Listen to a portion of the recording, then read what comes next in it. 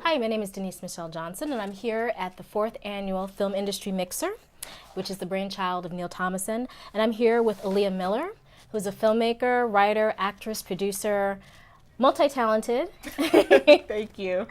So how did you know that what you wanted to do in terms of the arts? How did you decide that you wanted a career in the arts? I've always been performing since I was like a little kid. My mom stuck me in the Parks Department dance, and that sort of got my interest peaked, and I was a showboat, and I liked to dance and entertain. And as I got older and got more into it, I always loved movies. And I was a big TV junkie. I probably know almost every TV show that's been out from like 1930 till now. Although now, since I've been in school, I haven't been watching as much TV. But I'm definitely into television, and definitely my art. My interest in the arts got piqued in college, and it's when I really started to take it seriously. Wow. Now, you recently graduated with an MFA in writing from Western Connecticut State University. Yeah. Tell me, how was that process like in terms of going through that program, and what kind of work did you produce out of that? Oh, it's a really great program, and I would definitely love to plug it if you're interested in being a novelist, a poet, if you're into poetry, even other forms of writing like technical writing. It's a great program for no matter what you're in. My interest in the program was to further develop my skills in screenwriting, which I did. It's a 2-year program, but you can sort of do it depending on, it's definitely geared towards, because it's a low residency program, you can also work full-time, and I worked full-time and did it. I took 1 semester off, and that was to do my enrichment project, which was to direct my short film. And what I've gained from being in the program, I think, is through the mentorship relationships of working with people who are currently, working, Screenwriters Guild screenwriters, is really learning how to hone my own skills and find my voice as a writer, which I think I've done, and I still think I think that's something that you always kind of continue to do throughout your career. But I've produced a feature film in there. I've written some shorts. I directed a short film while I was in that program, and I've also, for my thesis project, I wrote, I should say, 2 short. I wrote 1 feature-length script and 1 short television episodic that I'm going to hopefully submit to the networks for production or whatever. Awesome. So you're a member of the Writers Guild of America? Not yet. Not yet. Hopefully with these scripts, I'm hoping to get myself in there. Like, that's my next goal, hopefully to either get myself an agent and to get myself in the guild. Awesome. And you did some work with HBO? Some of your... Yes. I was very lucky. I have a great mentor who I have to plug. Her name is Louisa Burns-Bonogio. She's actually how I got into screenwriting. I went to a workshop in Brewster, New York, and at the Brewster, New York Public Library, and I found her, and she was a blessing, and proved to me that you can do anything at any time in your life. And I met with her, and I started her screenwriting group. And through her, she's a screenwriter who's been in the Screenwriters Actors Guild, chaired it. She's worked for network television, cable television, so on and so forth. And she's also a playwright. But she has a connection within the New York chapter television of film, and they selected my screenplay, Finding Patience, to be read at HBO, which was really cool and exciting.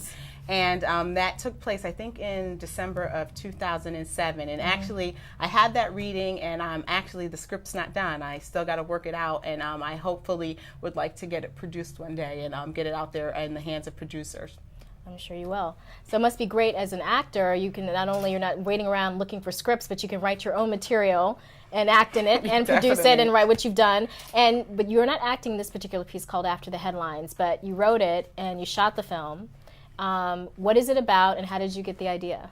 Well, I got the idea. My day job, I do public relations for a nonprofit child welfare agency, and part of my job is going through the media, looking for stories in regards to child welfare. And I came across an article in the Hartford Courant that was about a young woman who was murdered by some kids who were also in the child welfare system. As I went through the articles in the Hartford Courant, it just sort of came out to me that there's a real need, and it's not really being talked about or written about, but kids who have mental health problems in the child welfare system. And really, the state of Connecticut has become these kids' parents, and we're not, as a state, we're not doing we're not doing the best that we can to help these kids.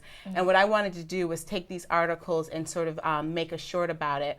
But rather than focus on the children themselves, in the short version of the film After the Headlines, I look at the mother who actually terminated her parental rights because she couldn't afford to take care of her kids. Wow. And it's about her coming to grips with her daughter's murder, and she really blames herself for that murder, and it's about her journey to sort of come to try to forgive herself, and a self-realization that this wasn't her fault and that she shouldn't blame herself.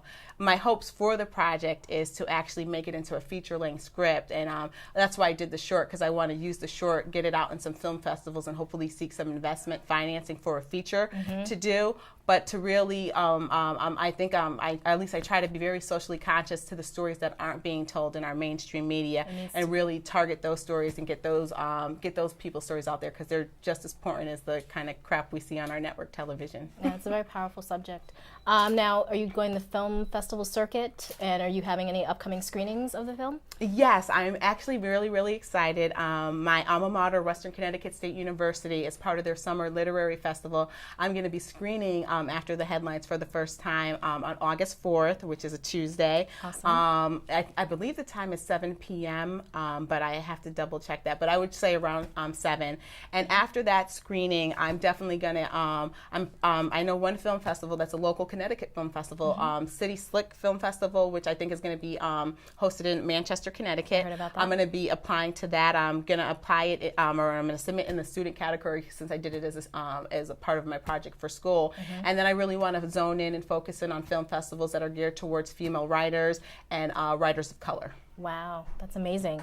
Is there any advice that you could give to someone who wants to become a writer, actress? Like, what's the most important quality you need, or what do you suggest? I don't think there's any one path to travel in this world of entertainment. For me, coming into an actress, I saw it as that's just not the only place I can go, and I wanted to develop talents in other areas. I think the more skills you have in other areas, the stronger you are suited to be able to talk about your projects, to be able to network and be around different types of people. I would say it's all about perseverance. You can't give up.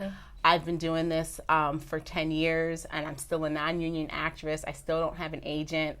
But you have a passion and a love for it. Exactly. And you just keep going.